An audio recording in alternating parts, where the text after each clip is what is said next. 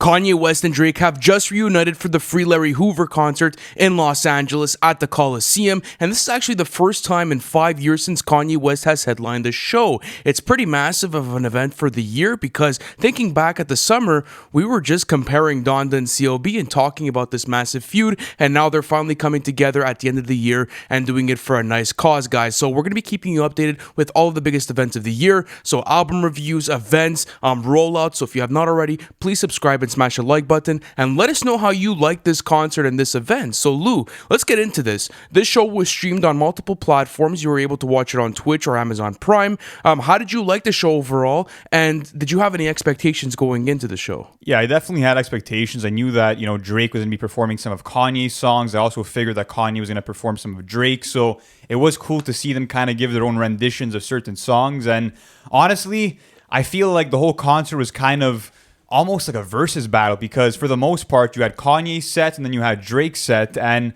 I mean, overall, the performances were pretty strong. I think that, to be honest with you, for Drake's set, he performed most of his newer material, a lot of CLB stuff. So to me, that's Drake's weakest material. So it kind of felt like, Kanye's greatest hits versus Drake's worst hits in a way. So that kind of rubbed me the wrong way in the sense that I didn't get to hear some of Drake's most iconic songs. But at the end of the day, it was cool to see them both reunite. And the way that they actually came down to start the event was awesome. It felt very epic. And the set design was actually really nice too, because you had this fogging smoke that was kind of seeping up, and it kind of felt astronomical. It felt like the whole stage was somewhere on Jupiter or something. It had this beautiful platform in the middle, and I was like, this is actually a really nice set. Like looking at it from the TV, because we're from Montreal and we weren't able to make the show.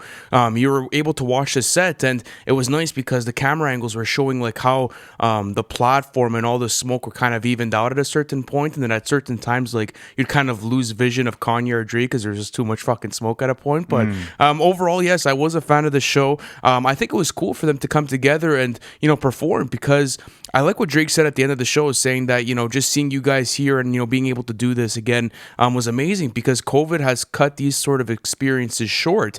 And I think that they're very important just to be able to push the culture forward and to be able to also have these artists, test out material in live person again, to be able to also push the boundaries of quality. So I was happy that it ended up happening. But Lou, let me ask you, give me some of your favorite songs that were performed tonight. Favorite songs that were performed. I mean, I love the fact that Kanye did most of Graduation, because that's more of his stadium sound music, and a lot of anthems off there. So I loved Can't Tell Me Nothing and the way that Drake was kind of introduced with that song. I also loved seeing Drake give his rendition of 24. I thought that was beautiful. That was nice. Apart from that, I mean, Forever at the end was an awesome moment to see them both perform that one. But yeah, going back to what I was saying about Drake, I'm not trying to hate or anything, but I feel like at the end of the day, it wasn't his best material showcase, but at the same time, I do feel like maybe he was testing out CLB because he's probably going to end up touring it. So it kind of did make sense for him to see him test out that material. But let me ask you this. Were you kind of disappointed that there weren't any special guests towards the show? No, all I needed was them too. And to be honest with you, I'm a fan of both of their sets and just the way they performed them. I mean, at certain times, like I wasn't able to hear Kanye through the intense, let's say, guitar that was being, like thrown out through those speakers. Mike Dean stole the show. Mike Dean did his thing. That's good. But what was it? I think it was for Black Skinhead. Like at a certain point, I wasn't able to hear Kanye at all throughout the set. But actually, one of my favorite performances of the night was actually What's Next by Drake. That was really cool. Came on with a lot of energy, and I could see how that type of song would do good with live reception. So what's also nice about all of this is that it was the first time where I heard that sort of CLB experience in a stadium, if that makes sense to you, or at Way least Too Sexy and Knife Talk. You were feeling those? It's not that I was feeling them. I mean, they're obviously not my favorite songs, but I mean, it's cool to see people come together and vibe out to music, regardless of the song that they're bumping. I mean, a song could be geared towards certain types of emotions, and like let's say it does have that presence in a stadium and it does have that presence to move people in a crowd.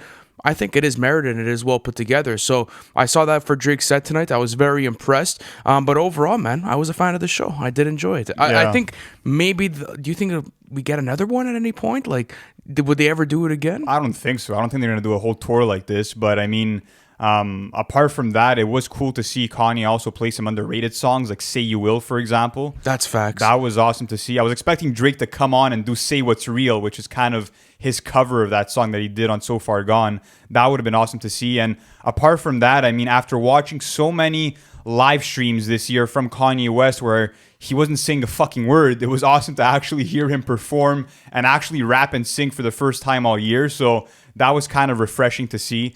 And overall, I mean, I think that they both did their thing. I love the set design. And honestly, I hope that this leads to tours for Donda and for Certified Lover Boy because they look like they're ready to perform these. Yeah. Like that, I was watching the College Dropout performance, that Kanye was doing at the beginning of the show, and I'm like, he has some serious passion in this again. Like, it's really looking good for him because I'm not sure if you remember this, but with the Life of Pablo tour, it was low-key. It was a great tour. Like, the set design was fantastic, but sometimes he'd forget his songs, or there was people like, he's cutting his shows like short, like 25 minutes.